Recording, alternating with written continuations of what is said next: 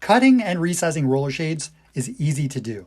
Whether you want to save some money by resizing off-the-shelf shades or repurpose shades that have been upgraded elsewhere in the home, I'm going to show you how to do it. Let's go to the attic. Okay, that was a lot of stairs. To demonstrate this simple task, I'm going to replace the blackout shade over the skylight with a light filtering shade to brighten up the room. The shade I'll be using is being repurposed from a custom job we had done in the bedroom. And the bedroom looks nice, but had I thought to do the blackout shades myself, we could have saved a bunch of money. And for some reason I want to say by switching to Geico. All right, let's go back down to the workshop. Okay, so you'll need a clean, smooth cutting surface. I'm using pieces of cardboard and a piece of laminate. You'll also need a tape measure, pencil, box cutter, small flathead screwdriver for prying out staples, pliers for pulling out staples if necessary, a coping saw, heavy-duty stapler, a few things to hold the shade down. In my case, I'm going to use pieces of 2x4s, and a straight edge. For the straight edge, I'm going to use a piece of PVC trim that's in the workshop. But anything with a clean straight edge to cut along will work fine.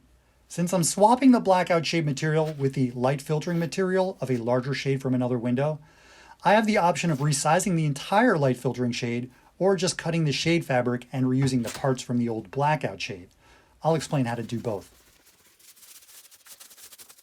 First, I'll unroll the shades and pry out the staples using the flathead screwdriver. I've already removed the staples of the light filtering blind that I'm going to repurpose. And when unrolling the old shade, take notice of the direction the shade is rolled and which side the end plugs need to be on. That way you won't need to move any existing brackets in the window. So, lay out the shade that needs to be resized. Use the 2x4s to hold down the ends. Measure the width of the old blind. Put on your white socks, slippers, and favorite ripped shirt, and mark the width from top to bottom. I think I really need a stylist. Carefully place the straight edge along the marks. Again, I'm using a piece of PVC trim. Line it up carefully, making sure it's even from top to bottom and that there's a clear cutting path. And then check your measurements twice, 3 times, 4 times, since you only get one shot at this.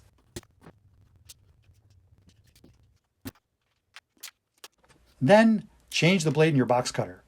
If it's not sharp, the edges will be messy. This is really important.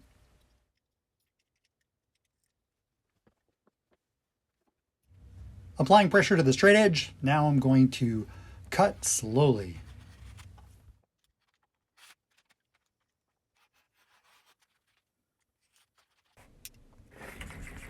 Now to deal with the length of the shade. I've laid both shades out and lined them up at the bottom. I'm going to measure down from the top, mark both sides,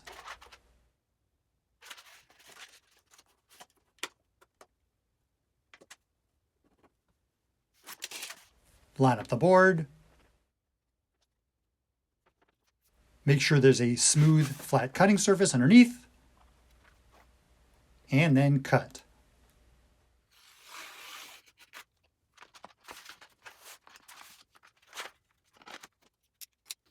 You can either resize the cardboard tube of the new shade by pulling out the pinned side of the end plug, not the squared side with the spring, then measure it and cut it with a coping saw.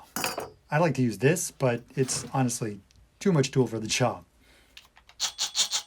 In my case, I'm simply going to reuse the tube from the old blind since it's already cut to size. Now to attach the shade to the tube. Again, check that the end plugs are on the correct side and that you're rolling in the proper direction.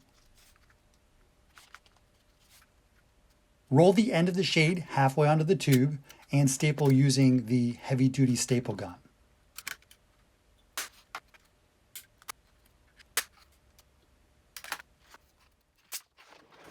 Roll up the shade, but not too tightly or else when you pull it down, the shade snaps up hard. It's like a scary movie. I'm reusing the old stick, but if you're cutting new blinds, measure the length and then cut it with a coping saw. Then I'll slide it into the shade. I need a string on mine to tie it to the skylight's handle. And to get the string through the pull, I use a flashlight to find the hole.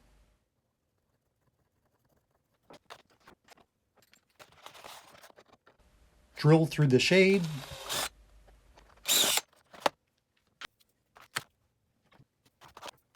And thread the string through using a nail.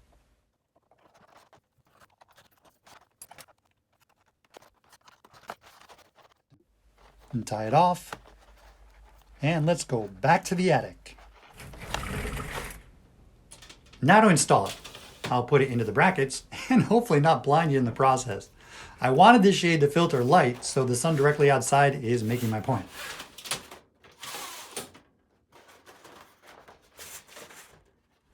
I'll check the string length. I tied this string to the handle to prevent the shade from sagging when I lift the screen or open the window. Check the recoil. And if the shade recoils slowly, just take the shade off, unwind it, and re-roll it tighter.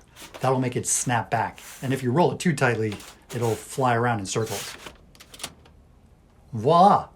So easy and a great way to repurpose shades you may have around the house. If this video has been helpful, please like it and consider subscribing. That always helps me out. Thanks for watching.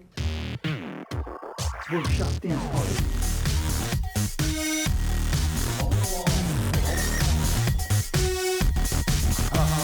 Yeah. Okay, that was a lot of stairs.